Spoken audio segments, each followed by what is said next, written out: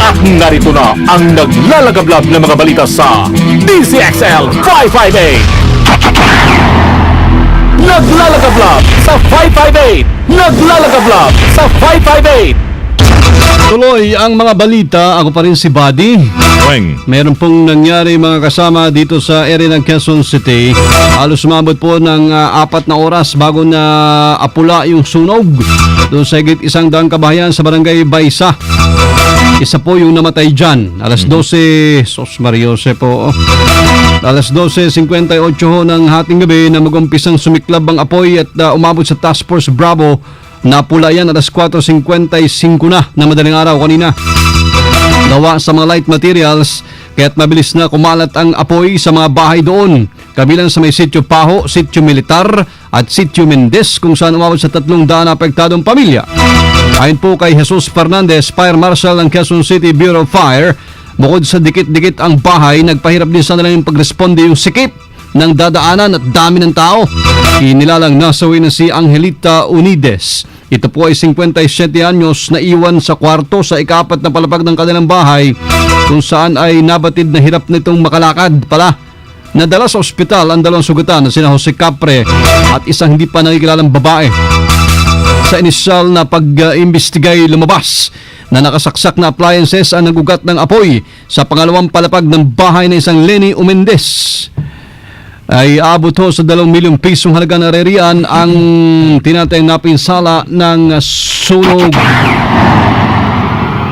Nagkaroon ng magnitude 4.6 na lindol sa Bohol. Alas 2 kaninang madaling araw to. Tectonic ang origin ng naturang lindol na itala na nasa laing 32 kilometro hilagang silangan ng bayan ng Tagbilaran na may lalim na 24 na kilometro. Naramdaman din ang intensity 5 sa Mandaue City. Ayon sa PHIVOLTS, ay ang naturang aftershock ay bunsod pa rin ng magnitude 7.2 na lindol sa Bohol noong 15 ng Oktubre. Buwan na ho. Patay mga kasama isang tricycle driver habang kritikal yung pasahero niya matapos banggain ng truck sa may Binalonan, Pangasinan. Kinilalang naso yung si Anselmo Ramo, kritikal naman si Nieves Ramos, 46, public teacher at na taga roon sa lugar. Sa investigasyon, liliko na sana ang tricycle na mahagip ito ng truck na minamaneho ni Roseo Ilnas, taga Obando, Bulacan. Dahil sa lakas ng tama, tumilapon ang 2 sakay ng tricycle, nagtamo na matinding pinsala sa katawan. Desidido naman ang pamilya na naso ang biktima na sampahan ng kaukulang kaso ang driver ng truck. Nagulantang ho ang isang negosyante matapos siyang pasukin ng isang lalaki at hold upin. Ito ay sa Concepcion Street, San Joaquin, lungsod ng Pasig. Alas 12 kaninang hating gabi. Ayon sa biktimang si Ana Marie Montenero, na mag-isa lamang siyang nagbabantay sa kanyang spa nang pumasok ang 2 lalaki at datagpuan at nagpanggap ng mga customer. Nang mapansing nag-iisa lamang siya, muling pumasok ang isa sa mga sospek. Nagdeklara ng hold up ang mga isang lalaki naman nagsilbing lookout sa labas. Natakay mula sa biktima ang 7,000 cash. Nakita ho nito, mga ID at maging ang susi ng parlor, tsaka mabilis na tumakas at nakamotor. Naglalagablab sa 558. Sports. DZXL. Bulat. Palaro. Kala ko ako. Ako, buti lahat ako'y ko rin daan papunta sa sports. Kasama mo Tapon, nagkaliko-liko tayo banner season! Dahil sa matagumpay daw ho nila na banner season, naniniwala si Philippine Basketball Association Commissioner Chito Salud. Wala na yung sumisigaw dito ng PB, wala na. Parang nandyan lang. Nandito ba? Saan bandang kanan? Kaliwa. Kaliwa. Okay, diretso. Ayun! PBA Update. Kita mo na yan. Thank you, paring Ray. PBA Tama na. Update. Sarap ng chowpan Dahil sa kanilang matagumpay na banner season 9 kay Salud, meron na silang mga kausap na mga seryosong aplikante bilang mga bagong member. Yan ang inihag ni Salud matapos ang matagumpay na 38 season. Sila rin po ni dating Chairman Robert Non ng Ginebra, kung saan ay nakapagtala sila ng record na 200 million pesos sa gross receipts. O yung crowd gate attendance, Higit sa 23,000 na nangyari sa Game 3 ng semifinals doubleheader ng Commissioner's Cup sa laban huyo ng Ginebra, Token, Texas, Alaska at San Mig Coffee. Hindi din nila lilimitahan lamang sa dalawa ang tatanggapin nilang bagong miyembro ng PBA kung sakali dahil na rin sa nakikita nilang napakalaking mga talentong naglalabasan. Matatandaan sa naganap na annual draft, umabot din sa 70 naman ang bilang ng mga nag-a-apply na mga player ito para makakita ng Professional League. Balitang Shop. DZXL Showbiz Balita. Hello, magandang tanghali. Hi, everybody, everywhere. Hello. Uy, It's me, Lollipop, Lollipop. Ay, ako, nagsalita na sa wakas ang actress na si Neri Naig. Siya yung sa sex scandal of sex video. Tama. Kasama si Mang Jose, di ba? Si parokya ni Edgar Chito Miranda. Aminado naman ang actress na isa sa pinakamatinding kontrobersiya ng kanyang buhay ay yung pagkalat ng kanilang sex video. Pero sabi ni Neri ay pinili niyang manahimik at pangibabawin ang pagiging positive. Yung pagiging positive sa buhay. Paraan niya para makamove on. Buti hindi nag-positive, di ba? Negative pa rin sila ngayon. Hindi na rin raw niya iniintindihan ang sinasabi ng ibang tao tungkol sa kanila. Dahil ang mahalaga ay ang sinasabi ng mga nagmamahal sa kanya. Go girl! Yung mga sabi. At ngayon, ginagawa na lang daw joke ni Mary ang nangyari. Joke lang pala yun. Joke lang, ha? Nagpasalamat sa mga taong patuloy sa pagsuporta sa kanila ni Chito. Yan ang aking showbiz. It's me, Lollipop, Lollipop. yan. Loli! Gas panghimana. Joke lang, ha? Joke. Ito, panghimagas. Hindi talaga yun, eh. No? Ayaw talaga. Iba talaga. Wala pa rin. Oo. Iniiba talaga nila yung pumapasok dito. Sige, ito na. Magandang tanghali mga kasama. Kung ang iba ay bulaklak at chocolates ang ibinibigay na pamamaraan para masurpresa ang kanilang mapapang-asawa, ibahin nyo itong isang lalaki sa China. Dahil galante ang mga binibigay niyang engagement gifts.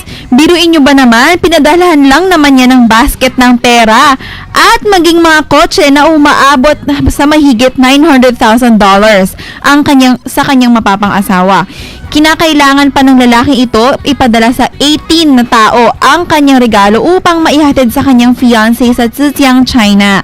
Nakagawian na kasi sa Zhejiang na magbigay ng mga engagement gifts ng karaniwang mga inumin at mga pagkain at ang pera naman ay isa sa mga katanggap-tanggap na regalo sa kultura ng China. Actually, normal to sa mga Chinese yung mga may engagement gift. Pero magastos nga. Talaga, pera yung binibigay. Pera or gold or kotse or ano lahat. Uy, talaga, mansion, ganyan. Oo, lahat. Magastos ang engagement. Oo. Kaya ayaw mo? Okay lang. Magastos. Syempre makakatanggap ka rin ng ano pabor sa eh. kanya, kay baby. Oh.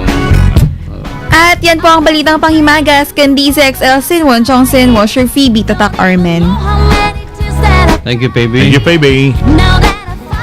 Kumain ka na? Oo. Okay na. Kayo ba? Tapos na po. Sarap. Harap. Ano ba? Samahan mo ng basket, ha? Ulitin. Full of money. Next time. Thank you very much, Miss Baby. Mga kasama, Congregation of the Blessed Sacrament, tuloy ang pagtanggap ng donasyon ho ninyo. Marami naman hong organisasyon at mga tao na tumatanggap ng tulong. Kami rin sa RMN stations nationwide sa Samaweng ay tuloy sa pagtanggap para ipahatid sa mga nasalanta ng bagyong Yolanda. Sa Congregation of the Blessed Sacrament, ang number ho ni Padre Choy Ramos, number niya, telephone landline to, 723-8328. Sa mga pupunta ng Quiapo ngayon, ipanalangin, isama nyo na ho yung muling pagbangon ng ating bansa. Hindi man tayo dito sa Metro Manila, pero marami tayong mga kamag-anak na nandito, yung mga kapamilya ho nila. Ipanalangin ang Leyte, ang Samar, Bohol, Palawan, Iloilo, Cebu, at Zamboanga.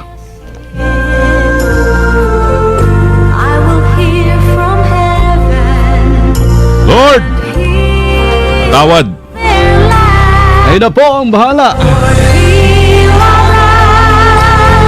Sa mga nais ho manawagan, open na open ho ang aming istasyon ng radyo sa Metro Manila sa Cebu.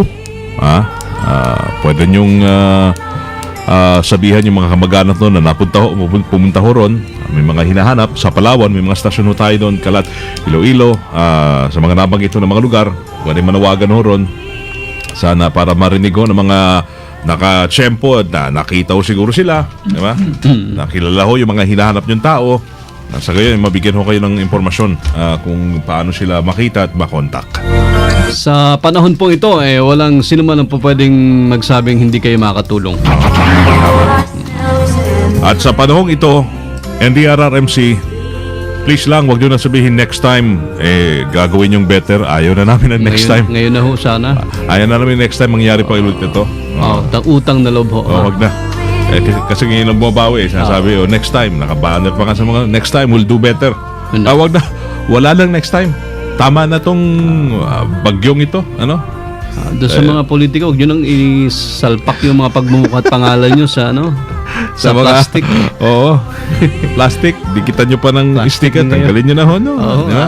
nakakasulasok eh. Mario Joseph, hindi naman yung pera yun eh. Oo. Di ba? Paano? Sensya na ho kayo, hindi namin Paano? pigilan bumanat eh. Oo. Haplos lang yan Haplos lang. maging sensitive naman ho tayo sa sitwasyon ngayon mga kasama. Dire-diretsong naglalagablab na balitang tatak RMN yung napakinggan sa DCXL 558. Ngayong tanghali ho ng Biyernes, mahal na mahal namin ho kayo dyan mga taga-Tacloban. Kaya natin ha. Bangon tayo. Ngayon ay November 15, 2013. Baka nais nyo mag-donate ng 20%, 30% ng inyong sweldo ngayon. Onting sakripisyo para sa mga nawalan ng bahay, nawalan ng tahanan, nawalan ng mga mahal sa buhay. Pwede rin nung tumanggap ang mga ahensya ng gobyerno, kung saan yung pinagkakatiwalaan, Ang mga simbahan. donasyon na yan, simbahan. Pwede rin po yan. Okay? At kami po ay kasama yung serbisyo publiko at syempre sa balitaan. From the province of Occidental Mindoro, ako si Buddy Oberas. Huling show ba naman natin to?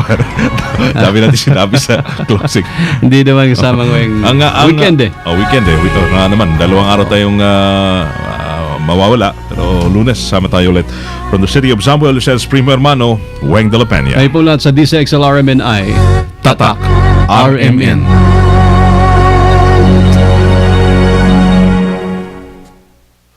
Naglalagablab na mga balita.